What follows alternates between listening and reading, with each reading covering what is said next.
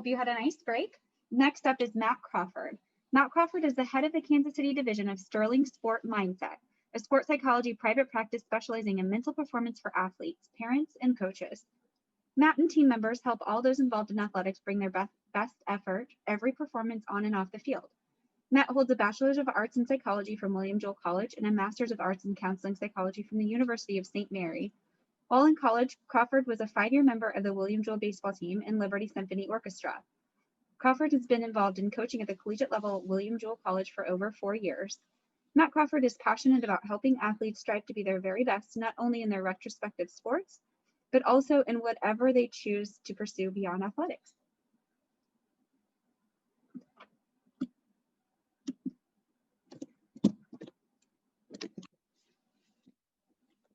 All right. Wow, this is awesome. Like I'm at the Target checkout with the camera here. Keeps you humble. All right, here we go. Like my introduction said, my name is Matt Crawford, and I work for Sterling Sport Mindset as a mental performance consultant.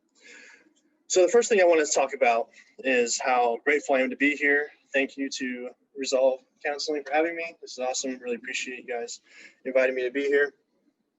Okay, so like I said, I work with athletes from a mental perspective, physical and training and weightlifting and technique is important. But for me, I focus on the mental side. So that means we work on skills like resilience, confidence, self-talk, motivation, mindfulness, goal setting, anything, composure, whatever it is, you name it, we got it. We'll talk about it, we'll get better at it. So the skills that we work on are bigger than sports. It's something that, you pay for private lessons, you pay for the training, the nutritionist, the weights coach, whatever it is, those are awesome. Definitely do that. Those are important and help performance. But the things we focus on, like the skills I mentioned, are bigger than sports. Whatever it is. Think about it from a bigger perspective. Will hitting a baseball at private lessons help you right now in your sport? Yes, hopefully. Will weight training and being stronger help you now? Yes. But what about when you're done playing? I always tell my athletes, I hope you have a 20-year pro career. What about after when you're done playing? What happens then? Will you need the skills necessary to hit a baseball, lift those weights? Probably, maybe not. But what about when you have a mortgage to pay, bills to pay, kids to feed, kids to put in college? What skills are you going to rely on then? Those are the skills I work on with athletes. Those are the ones that we focus on. So some of you watching may have played sports, maybe they didn't. And that's awesome, either way. Well, what about those skills that athletes need can you use right now? So let's just talk about it right now, the pandemic. Let's just say it, it's brutal, it's tough. Nobody could have prepared for it. Nobody was ready for it. Nobody was sure about how long it was going to be, but here we are, October 28th, still wore a mask in here. It's still happening. It's hard, it's tough. Businesses were shut down. We couldn't do a lot of stuff. But also, if you know someone, a family member, friend, a loved one who was affected by the virus, I'm sorry. I offer my deepest condolences, and I'm sorry about that. I'm not going to spin it in a way. I'm not going to teach you some sort of Jedi mind trick that's going to help you like spin it in a way that's like, you know what? I'm glad it happened. No, I'm not going to teach you that. We're not going to focus on that. Let's just call it what it is. It was hard. It was brutal. It was devastating for a lot of people. But, as a helping professional, a lot of you were still expected to perform at a high level. Some people, just didn't go to work, but you guys were on the front lines helping people. And that's awesome. You guys you're awesome for that. So it's hard. Now what? What do we do? Whenever adversity hits with the athletes I work with, we talk about being in the right zone, the zone of optimal functioning, which was in the title of my presentation here. What does that mean? Some of you might have been thinking, well, maybe it's about, auto zone or something, whatever, but it's not. So this is what we're talking about, the hype level. You probably heard of that, right? you've heard of hype videos, hype songs. You know, if you're watching sports on TV, you've probably seen the fancy hype videos of people, you know, you see a football team getting hype, you know, playing loud music in the locker room. You know, you might see somebody pushing somebody, you know, getting hyped, right, for the game. You're excited for the performance, right? And that's all it is. The hype zone is that unique zone for you that works best for you to perform at a high level. Now let's take a step back and define that. So let's say the hype zone is on a scale of 1 to 10. 1 is like, you know, you're not asleep, but you're calm. You're tranquil. You're at peace. You're like in control, right? You're just there. And 10 is kind of what I was describing with the football player. Just, you know, you've heard the phrase "run through a brick wall." You know, whatever it is, whatever you want to say, just hyped out of their mind. You know, foaming at the mouth. You know, a 10. You know, a 1, a 10, and you'll fall in between there. You know, if you played sports, you might have been, you know, at a certain number. You know, and a 5 is obviously somewhere in between there. As a professional, it's the same thing. It's no different. As an athlete, for me, I was probably at a 8 or a 9 whenever I pitched. I was a pitcher in college, you know, and I was like very intense, very, you know, passionate about what I was doing, right? But now, you know, as I work into the professional world, you know, I'm doing more sessions with athletes. You know, you can't really get hyped and you can't really feel someone's energy as well, you know, on the Zoom call. But, you know, so like I changed a little bit. And thing about it is that whenever you find that number, stick with that number as best you can. Say you're a 6. 6 is awesome. Whatever you're doing, and you have that 6 and you try it out, you're excited to be there. You know, you're in control, but you're not, you know, kicking down doors, whatever it is. You know, you're excited, but you're in control, right? That's what we want to be at. That's your number. That 6 is your number. And you can experiment with it sometimes. Be like, well, maybe if I try a 7, you know, maybe I'll be even more, you know, awake there in it, you know, like that kind of stuff. But, you know, you try it and then you mess up somewhere. You know, miss a form. You fill out a paperwork incorrectly, you know, somehow because you're too excited, you're too hyped up. You know, like whatever it is, like that's just too much. All right, so you go back to a 6. Like, all right, so this is my sweet spot. You know, you might even try going back to a 5. You know, maybe I'm too hyped up. Maybe I'm too amped to be at my job. You know, like whatever it is. You know, like you might be like, yes, I'm finally like in my zone. You know, that 5 is like maybe too calm. You know, like I was bored. You know, I didn't have that energy. You know, my clients, my patients, whatever it is, they didn't feel my energy. They felt like I didn't want to be there. So you're at that 6, that sweet spot. That yes, that's me. That's my personal thing. Maybe either it can be a 6, a 7, a 9, a 10, whatever it is, 6.4, whatever you want to call it. That's your number. That's your zone. The thing about it is like when your performance throughout your day, you know, you might not be an athlete, but you're still performing, right? Because people are counting on you to perform and do your job at a high level. So the thing about it is that you want to stay at that 6 as best you can. Sure, there'll be fluctuations, peaks and valleys that happen during the day.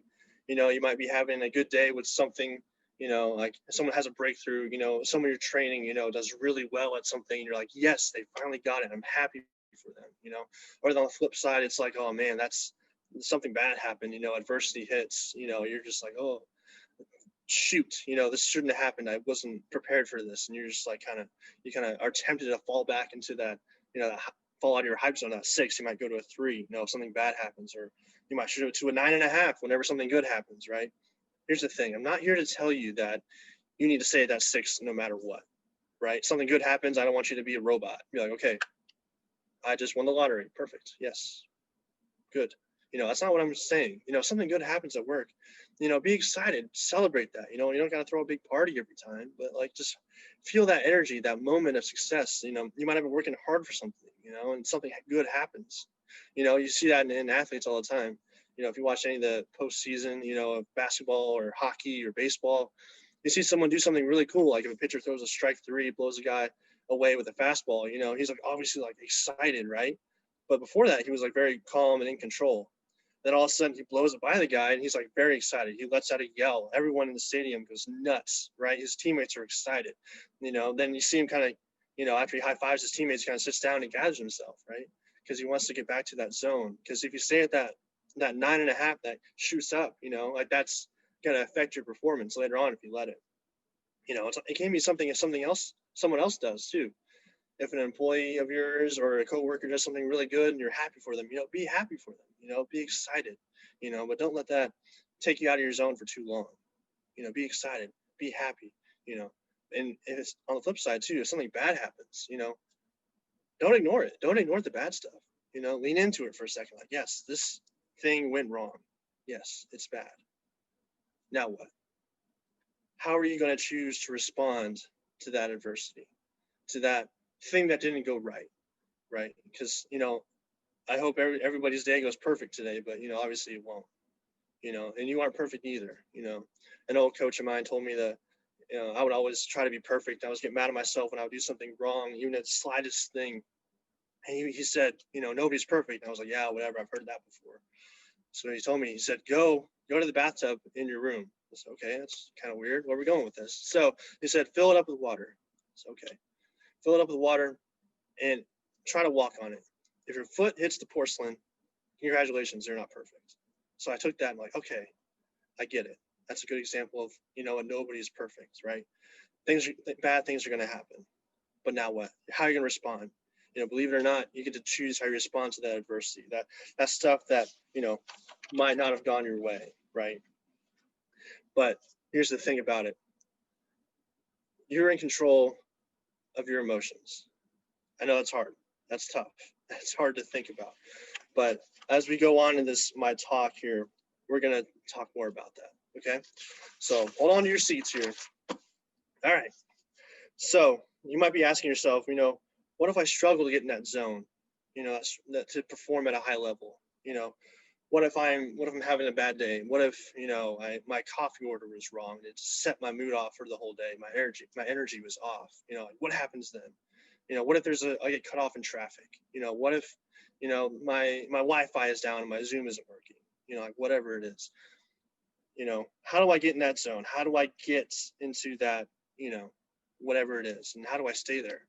Now, I realize that, some people watching this work longer shifts, long 10, 12 hour, whatever you're working, 8 hours is long too. It's a hard time to be in that locked in zone the whole time. Have a routine. Have a routine to get you in that mindset, in that right headspace to sort of get you where you need to be. And it could be, you have more routines than you realize. If I were to ask you right now, what is your nighttime routine? You could probably nail it right now. Just say it out loud.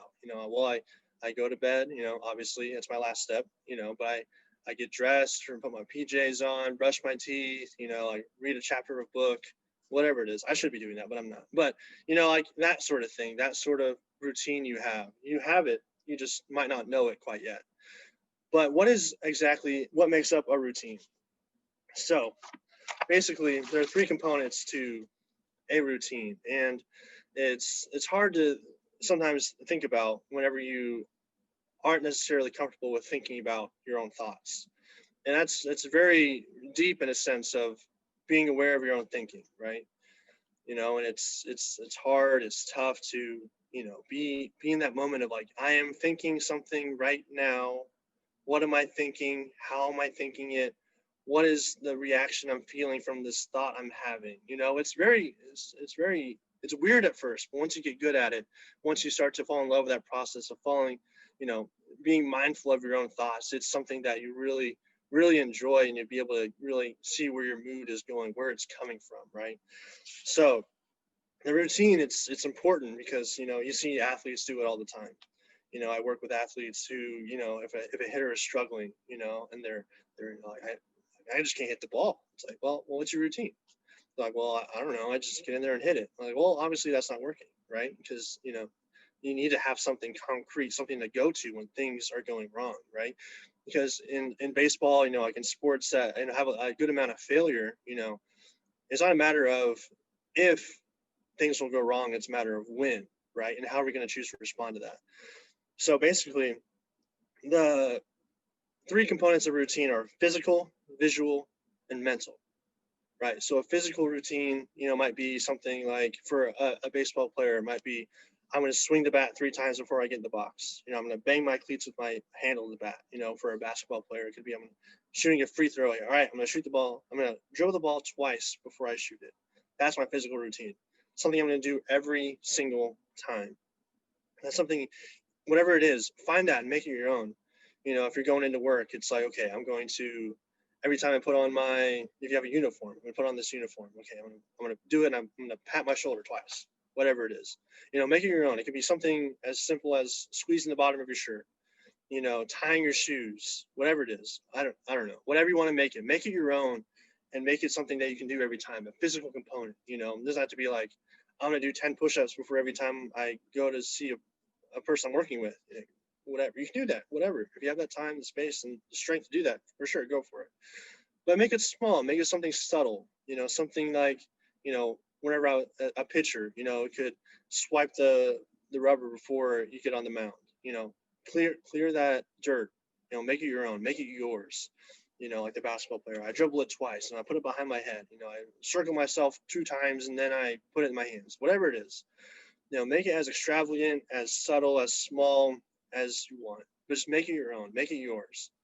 The next part is a visual. You want some sort of focal point, right?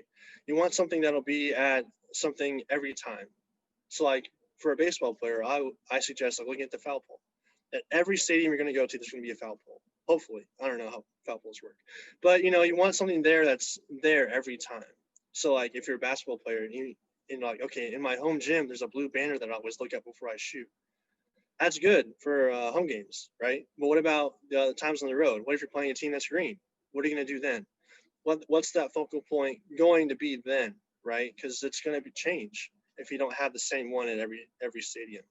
So it could be for you. Your focal point could be your watch, a bracelet, a piece of jewelry you have on your finger, a necklace, whatever it is. Have something that you're gonna be wearing, something that's gonna be around you every time, so you can bring that back to a focal point. So that focal point basically is a way to narrow your focus, right? Narrow your focus to something, because usually when you're needing this kind of technique, things are going wrong, things are going haywire around you. You might not know where to go. You feel kind of lost, right? Your mind's just going 1,000 miles an hour. You're just rushing through stuff, and you're like, okay, I need something to focus on, right?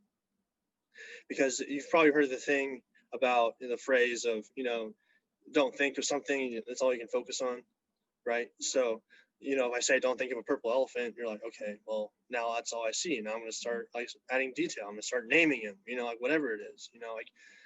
And here's the thing about that is like, have that thought of the purple elephant. Someone says, hey, don't think of that. Don't be negative.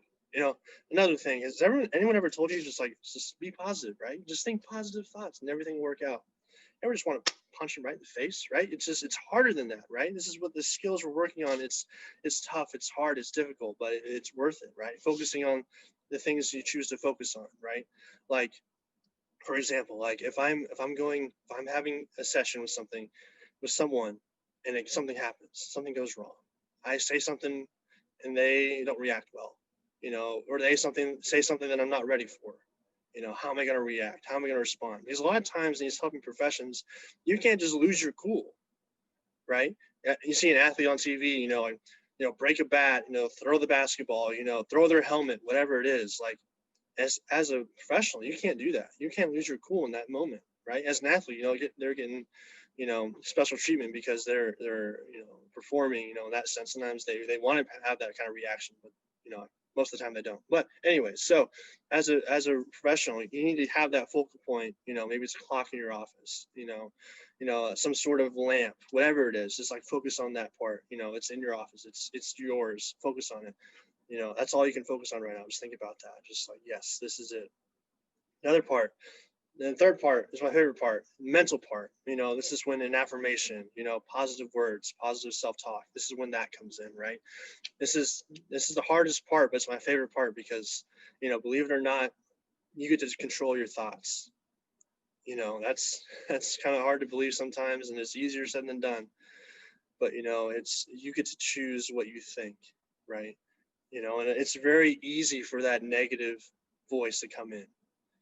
Sometimes, it creeps in, it crawls in, whispers to you first. Then you start to like listen to it, right? Maybe I am this, maybe I am that, maybe I'm not good at this, or maybe it just busts in, breaks down the door, and it's like, hey, look, remember that time you messed up 2 weeks ago? Or you can't do this, right? Or when someone else got mad at you for doing this, and you're like, well, now I remember, thanks. It's that sort of, that negativity, that's that sort of thing. It's easy for that to come into your routine right now, right? Because if you're about to do something that's like important or whatever it is, have that routine of like, what, I'm gonna tap my watch. That's my physical routine. I'm gonna stare at it. Okay, all right, there it is. There's my watch. I see it. I'm focused. I'm here. I'm in this moment right now. Nothing else matters. Have that mental component of, yes, I can do this. I am strong. I am strong. Because the thing about it is you might be feeling like you're thinking many things, all at once. You're thinking all about all the things that go wrong. Like, yes, like, this can go wrong. This can go wrong. What if this happens? What if this happens? Like all this is, it's running through your mind. It's like, oh gosh, this is horrible. I feel like I'm terrible. I'm bad at this. I shouldn't be here. But the thing about it is you are thinking those thoughts one thought at a time. It might be quick. It might be fast. It might feel like it's just, a merry-go-round that's just spinning and spinning and spinning in your mind of negativity. But the thing about it is you're focusing on one thing at a time. And that's a good thing if you think about it, because you can focus on one thing, that positive affirmation. You're bringing it back to that routine of like, yes, I can do this. Because the thing about it is if you think one thing intentionally, consistently, over and over again, it leaves little room for that negativity to come in, right? Because if I just say to you, hey, think of that purple elephant, you're like, okay, well, I can't think of anything else. Purple elephant. That's all I think about. That's all I see. Maybe he's getting bigger. He's getting closer. You're adding detail. You're about to, add a birthday to this elephant. Like whatever it is. Like this is something that you're like, yes, this is what I think of. So you can switch that to a positive thought, right? I am strong. I can do this. I can do this. Just say it over in your head. It's like even just a word of strong, whatever it is, just find that word that means something to you. It could be something that, someone said to you in the past, some sort of encouragement that someone said to you, you're strong, you can do this. Come on, you're stronger than you think. That sort of thing. That's when you start to make it your own, because you can have as many motivational quotes you want on your wall in your office. You can post it on Twitter, post it on Facebook, on Instagram, but unless you truly believe that, they're just words. They're just dry, empty words that don't mean anything. But if you have this word that you can go to of strong, strength, positive, confident, I can do this. I'm here. I'm able. I'm willing. I'm capable. Like whatever it is, that sort of stuff. Those are the words that mean a lot to you. Those are the words that you can say to yourself when times get tough, when times get hard, when stuff doesn't seem to get, like it's not going to be get any better anytime soon. So basically, that's important, right? Because the routine is something we can control. We can do this. We can do this to a high level, to a high standard. We can do this every time we do something, whether it's in our car, before we go to work, before we hit log in on Zoom, whatever it is, we can control this, because a lot of times there's a lot of stuff we can't control, right? You can list them, until the sun goes down of all the stuff they can't control. Like it could be, a patient's reaction, a coworker's attitude, like your boss's, whatever they said to you, like it might have been something like you might not have liked. Maybe it could be the weather, that seasonal depression's coming in hot, like it's getting cloudy, it's getting cold, that's coming in. You can't control the weather, unless you can, then you should let me know. That's pretty awesome. So like you can't control those things, right? But what can you control? Your routine, your thoughts, your self-talk, your reaction to the adversity whenever it hits. When I talk to athletes, you might have an umpire, a referee that has a really bad call, that seems like it throws the whole game out of whack, just throws you out of your rhythm, right? How are you going to respond, right? Because you can't change the umpire's mind. If you throw a close call and it calls it a ball when it should have been a strike three, inning over, game over, whatever it is, it's like, how are you going to respond? Or someone makes an error behind you. If you're a quarterback and your wide receiver just drops the ball, there's a perfectly thrown ball and you just dropped it. Or like you're a basketball player, you just make a really good pass and the guy just bricks it, just like totally misses it behind the backboard, whatever it is. Like you can't control that, but you can control how you respond. If that teammate does bad, hey, I got you. Come on, look at the next one. I'll get you another one. Because obviously that teammate didn't mean to mess up. They didn't try to drop that ball, miss that ground ball, miss that shot, whatever it is, miss that catch. They obviously didn't mean to. So how are you going to respond to that? you know, being a good teammate, being a good coworker, being a good employee, you know, hey, look at the next one. Come on, let's go. Come on, there's always one more coming, the next play, next meeting, next whatever it is, focus on that.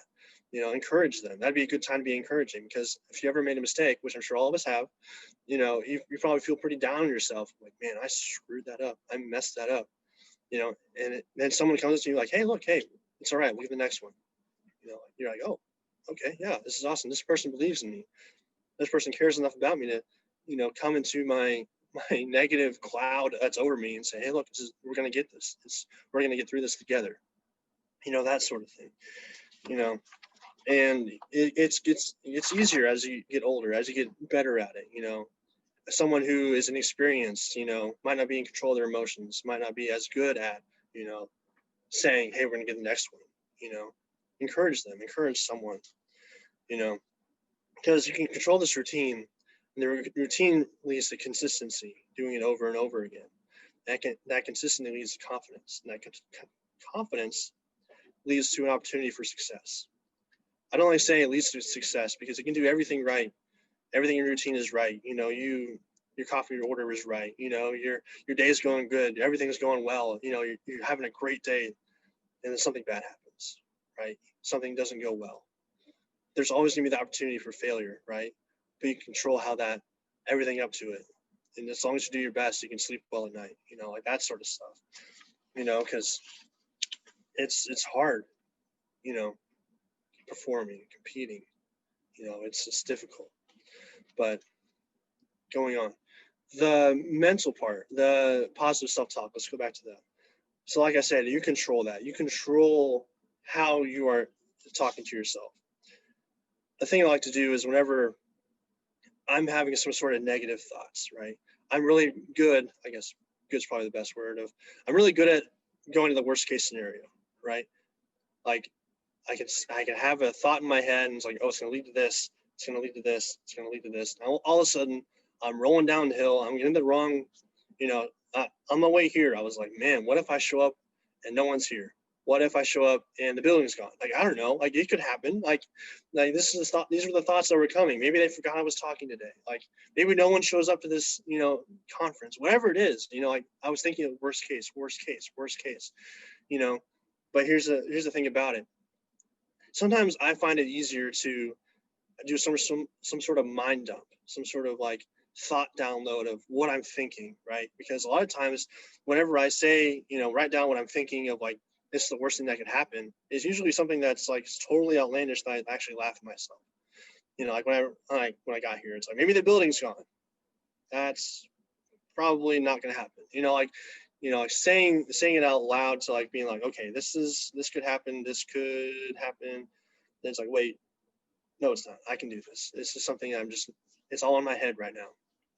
You know, so like you get to choose, right? That's a big thing I've said a lot is choosing how you respond, choosing how you react, choose your words. Like, you've probably heard the phrase of like, if you were talking to yourself, if you heard someone else talking to someone else, or you're talking to yourself, how would you react? You'd probably be like, well, not great. You know, maybe I would tell them to stop, knock it off. You know, like, that person's trying hard, whatever it is. You know, like, you would intervene, right? You wouldn't let it happen. So why would you say it to yourself in the first place, right? So that's hard. That's hard to do, right? So what I like to do is, whenever I'm having these thoughts, you know, I say the positive ones out loud, right? Because sometimes I find it's easier to control my words as opposed to my thoughts, right? It's easy to be thinking a lot of stuff at once, but I might be talking fast now, but I'm not that fast of a talker. You know, I can't say all these negative things, you know, but I say the positive ones. I'm strong. I can do this. I'm strong. So the word strong means a lot to me, because growing up, my mom would always say that you're stronger than you think. It took me a long time to believe her, but, you know, I'm glad I did, because, you know, I am, you know, you are. That's why I tell people a lot. You're stronger than you think. You know, you think you're done, give a little more.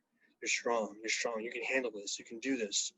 You're trained for this. You've worked for this. That pressure you're feeling, it's earned, right? Because people are counting on you. You want this pressure, right? You wanted this opportunity to perform at a high level. It might be in front of people. It might be for something big. I'll be giving a presentation, like you've earned this right to feel this pressure, right? You're stronger than you think. You can handle this. You can do this. You can do this. I realize, it's hard. It's hard to do.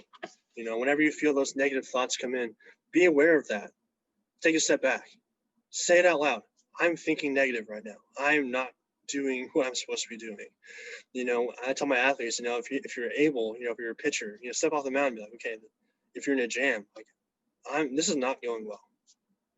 Somebody made an error. This umpire's not very good. This is not going how I planned. Now what? How am I going to respond? I can do this. I'm strong. This is what I'm good for. This is what I want. I want this team looking at me for inspiration. I want this. I want this. I want this. That sort of intensity, that energy you can bring, feel it. Whenever you feel that negative thoughts, also feel it where you tense up in your body. I hold my stress in my shoulders. I get really tense. I just kind of flex right here and I feel it right here. Just be aware of that. Just let it go. Just some exercises to somehow let that go. Just okay. The negative. I feel a negative. Now I'm breathing positive. And I know all this is easier said than done, I know, but I know I've been in those situations where it's tough. I've been in the situations where it's hard, where I think there was no end. Like even now during this pandemic, you might thinking, man, will life ever be the same? Probably not. How are you going to respond to that? Like you might be sitting in your car before work, questioning, maybe it's just easier if I just drive away. You might be having those thoughts of, what, this is hard, this is tough. Then you got to say that, go back to your routine, go back to your positive self-talk of strong. Even if, you don't feel strong, even if you don't feel like you can, even if it's in between tears, say it out loud as best you can. Strong. I can do this. It's tough. It's hard, but you can do that. You can choose to do that. But here's the thing. If you don't feel comfortable going straight from negative to positive right away, go to a neutral thought. Go to something that your brain can't deny. You could say something like, I tell my athletes, like if you're having this thought of, I'm a terrible hitter. I can't do this. I can't hit that curveball. This guy's got me beat. Say something that your brain can't deny. Instead of saying like, oh, I'm a record breaker. I'm the best in the world. I'm the best to ever do it. Don't say those things because your brain obviously won't believe it. Say something neutral. I'm here. I'm present. I'm an athlete. I'm a football player. I'm a basketball player. I'm a golfer. Like whatever it is, say that neutral thought. Stay in those neutral thoughts for as long as you want. Just be there. Be in that moment of, yes, I am this. My brain can't deny it. I am here. I am an athlete. I'm a coach. I'm a counselor. Whatever it is, I'm a nurse, teacher, whatever, doctor, whatever it is. Just say that. I am that person. I am this occupation. I am this. I am that. Have that feeling of, what, this is what we want. This is what the brain is believing of. Yes, I am an athlete. I am an athlete. I am an athlete. Believe that thought. Then don't be afraid to make that leap into that, not positive talk now. Just like, I'm an athlete. I'm terrible at, you can go from, I'm terrible at this. I'm the worst. I shouldn't be here. I don't deserve to be here too. I'm here. I'm an athlete. I'm a whatever. I'm this. I'm that. I'm 6'1". That's something I can't deny. And go to that positive. I'm strong. I'm able. Those words that mean a lot to you, say them out loud. I'm able. I'm strong. I can do this. Go back to those routines that you're rooted in. Of like, yes, I can. I can. I can do this. That's what I suggest doing. Of saying things out loud. There's a ton of power in verbalizing your words. Just saying, yes, I can do this. I am able to do this. That's also what we call going from the negative to the neutral to the positive. That's what we call recognize and replace. Right? Take a step back. I'm not doing well. I'm not doing this. But what? What am I doing? I am here. I am. Just go back to those thoughts. You have a negative thought, you're struggling to make the jump to positive thought. That's fine. It's hard to do right away if you've never done it before, from going to a negative to a positive. But that's something you can control. That is in your control. You can control how you think, your thoughts, your present mind. You're in the moment right now. You choose to respond to whatever you're doing. That's powerful, right? And the thing about it too is there are ways to get better at affirmations. There are ways to do it. If you have some sort of, phrase that you like, put it somewhere you can see it every day. Put it on your mirror. Put it somewhere where you can, You can say it out loud, don't just see it, because then you'll start to ignore it. You say like, I am strong, I am capable, I can do this. Say it with that positive, that intentionality, that energy, right? And that sort of thing, it becomes contagious. It becomes something that people feed off of, and when you can, say it to someone else too. Say it to someone, you never know like what they're going through, what kind of hardship they're dealing with, they're not telling you about. Encourage them in that sense. For my athletes, I tell them, we're talking about encouraging yourself, but when's the last time you encouraged someone else? That sort of thing, because as you don't even have to be a leader to encourage someone, to offer, affirmation. There's definitely ways to get better at that. If you can't say it to yourself, say it to someone else. Start there. Find some that work for you, right? Put it on a door, put it on a mirror, right? And say it out loud. Say it out loud. Believe it. Words that you believe, right? And there's if you have an Amazon Alexa, you can say, hey, Alexa, play open daily affirmation. She'll tell you something nice. That's something that I do sometimes whenever I'm, have trouble getting up in the morning. It doesn't have to be some grand thing of I am one with the universe and the cosmos are in my favor. It doesn't have to be that. It can, if you want, that's your style. That's awesome. Run with that. But for other people, I start small. Like, I'm here. I'm here. I'm here for a reason. I have meaning, like that sort of thing. Have that, encourage that yourself, fall in love with talking nice to yourself. It's hard to do, but it's once you start to do it, once you start to believe it, that's when things, again, if you do everything that I've said, you still might have a bad day at work. This pandemic is still going to be going on, but like I said, you get to choose how you respond, right? Stay in that zone where you want to perform your best. Help other people get in that zone by encouraging them, affirming them, whatever it is. Control what you can, control what you are able to control. Control what you listen to on the radio, control what you listen to, whatever you eat, whatever it is. But the main two things I want you to focus on is controlling your game plan for the day of, what, I'm going to have this attitude, whatever, and then your self-talk. Your self-talk is king when it comes to, your self-care and how you talk to yourself, and like I said, encouraging others is very important, right? Not only will help them, it'll help you, don't do it in a selfish way of, and don't be a creep about it either, just be genuine, be nice, just take the time out of your day to tell someone like, hey, I appreciate what you're doing. I appreciate that you work hard. I appreciate you being here. And when someone tells you encouragement, an affirmation, a compliment, don't be afraid to accept it. It's easy for someone to, accomplish a goal and then all of a sudden just shrug off a compliment. Like whenever I got my master's degree, someone said, hey, congratulations. I said, oh, it's not that big a deal. Yes, it is. It's a very big deal. I spent 2.5 years of my life studying, working hard for this degree, and I just shrugged it off because I wasn't comfortable with accepting that compliment. That's another skill too of, accept it, and you don't have to like throw a party for yourself and, say, heck yeah, every time someone says, hey, great job, just say, hey, thank you. I appreciate you. I worked really hard for this. That's one thing I work with athletes a lot with their positive self-talk of, whenever they feel like they can't do something or they're discouraged or they're nervous about a performance, go back to the highlight reel of your most effective performances, your best times, the most fun you had on the field, on the court, in the gym, in the pool, whatever it is, on the course. Just fall in love with, replaying your positive, that successful moments that you worked so hard for, that you earned. You earned those moments, those memories that you have. That's what you want to, remember and have. That's what we want. So basically, control what you can. It's hard. It's tough. You want to, if you're, want to control other things, be okay with letting that go. Be okay with not being in control. And if you want to stay in that zone of optimal performance, right? This is where you want to be. This is where you want to be at all times, because there's peaks and valleys of the day, the week, the year, right? But try to not let the valleys get too deep, the peaks get too high. Enjoy those celebration moments, and don't run from the pain.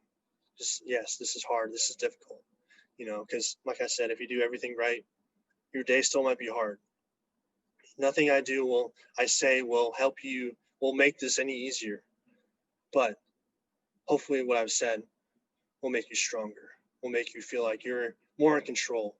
I hope this presentation has found you and your family safe during these unprecedented times.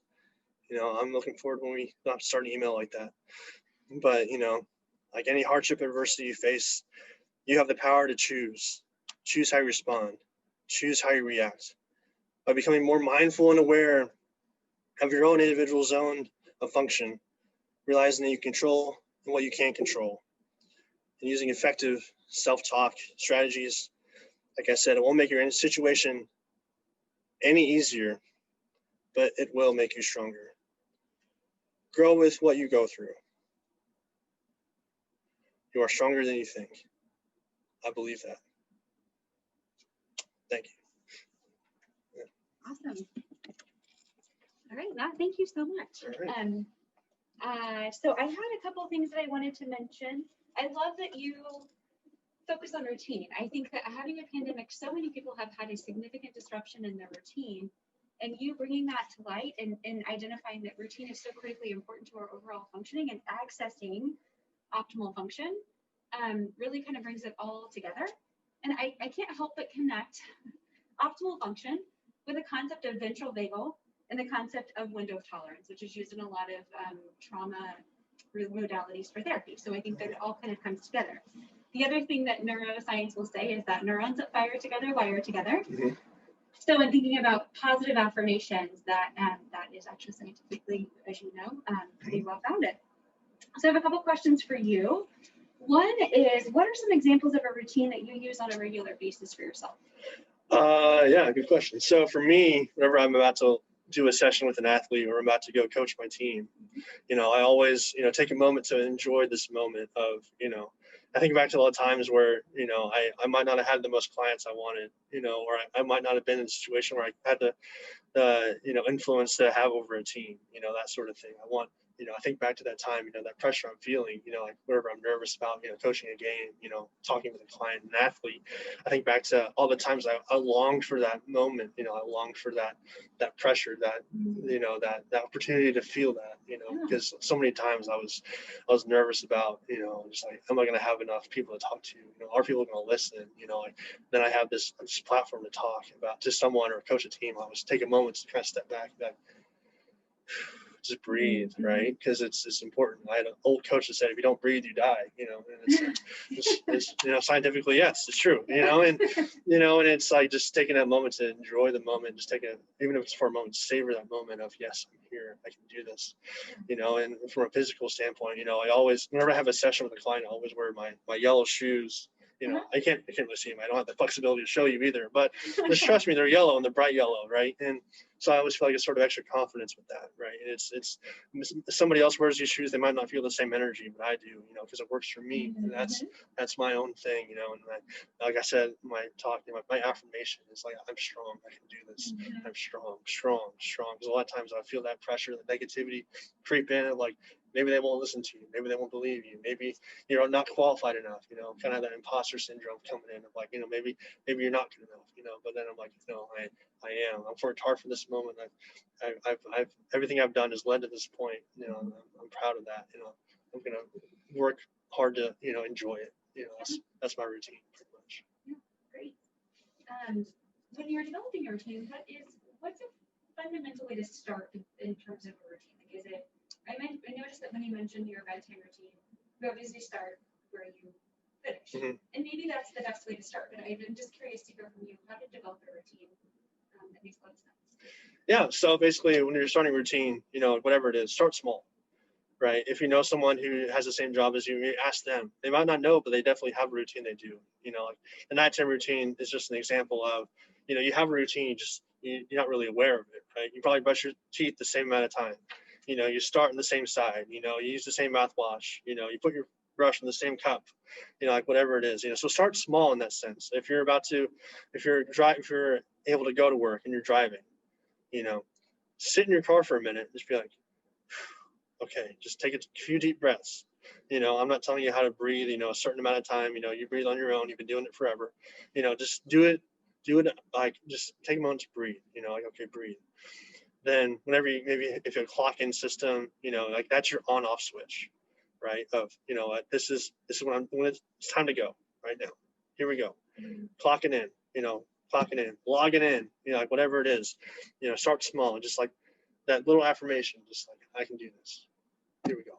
Just like that, sort of start small and work your way up to something big. It doesn't have to be like this grand production, you don't have to sing a show tune every time, you get out of your car, but just be comfortable with doing that same thing, right? Because whenever things start going wrong, just go back to that, the focal point we talked about, that routine of like, yes, we can, this is it. This is what I'm doing. This breeds consistency, and that consistency leads to confidence. Confidence leads to opportunity, right? And so that's what we're trying to build. So my suggestion for that is just start as small as you can. Just start small. If you're getting out of your car, lock it twice. Bang, there it is. If you're logging in, if you take 2 sips real quick of your coffee, whatever it is, just like pet your dog twice, whatever. I don't know. Just start that routine of like, yes, now it's time to go. This on-off switch, I'm turning it on right now. Good. Can someone's optimal zone of function, can that change? Is it fluid or is it something that's generally about the same? Yeah, it can definitely change. See, a lot of times athletes struggle with that when they first move a level. So like say a high schooler is going to college, or a college athlete goes on professional level, right? Because right now it's a whole different game. In high school, if you're playing a sport, it's different. You're the oldest, right? If you're the most experienced, you're the one who usually is the best on the team. Then you go to college, you're the youngest, right? What you did in high school might not work right away. You're like, oh, well, maybe in high school, I was a 3, I was a 3 or a 4. I was really calm and cool. And then you're not seeing good results. You're throwing poorly, right? Other teams just lighten you up. And your coach might come to you like, hey, look, you need to make a change or something. You're not going to play anymore. And that's just like a survival instinct of changing, right? And once you find that new zone, because it might change, it might not. I had to change quite a bit because I was very calm, in high school, because I was bigger than everybody. I threw harder than everybody, so it didn't really take much for me to compete. So you find that level of competition that works best for you, whatever it is. Just like, it's, if you're at a 3, go to a 4, experiment with it, go to a 5, go to a 6, see how high you can get before you lose control, stay in control, that sort of thing. That believing that you can change is awesome. I feel like you're adapting and overcoming, that sort of thing. You're adapting to perform at your best level, that sort of thing. So yes, it can change, don't be afraid to change, if something's not working, but, also don't be afraid to, if something is going wrong, to stay with it for a while and just trust it, because if you jump ship right away, you might jump ship too early, so that sort of thing. Like being able to stay in that moment and trust it, it's important skill to really realize. Yeah, building up that zone a little bit more. Mm-hmm. And then finally, this question is more for parents. So when you're thinking about the 3 concepts, can you use physical, visual, and mental affirmations with kiddos, knowing that their routines have been extraordinarily uprooted from what they're used to, a lot of it for school? Can you implement that with kids? Yeah, kids are more routine oriented than you might actually realize. So if you're a parent of a kid, before you drop them off, if they're going to school right now, before you drop them off, don't be afraid to encourage them. Like, hey, look, you can do this. Don't forget to, be positive. Encourage someone today. That sort of routine of like encouraging your kid before you drop them off, or before they log on the computer, like, hey, you're awesome. Let's have a great day. Or just sort of like, I understand, like for some, I've worked with some younger athletes who might struggle with kind of staying focused on a routine, staying locked into it, but just simplify it, just before if you have a little leaguer, they like clap your hands before you get in the box, something small, something really make it fun for them, don't make it like a chore. Don't make it like don't present it to them like it's you have to do this, present it like it's a fun thing. It's a good thing, and make it, have them have freedom to make it their own, whatever that routine is, just have them start small, like say they're eating cereal, whenever they eat the same cereal every day, eat cereal the same spoon, your special cereal spoon, whatever it is. Just have that sort of that fun mentality for your kids to have, and just fall in love with having your kids have that freedom to make it their own, because, those middle schoolers, they turn into high schoolers, those high schoolers turn into college kids, and they want to have those routines, set already. So that way they're not learning them, like I was, in the sports, especially, of like, I don't know what routine is. I don't know what this is, just started early, but started small. So. Great. Well, I thank you so much for your presentation and for answering all the questions. Yeah. Very insightful. Thanks for having me. And so I think that right now we have our little lunch break.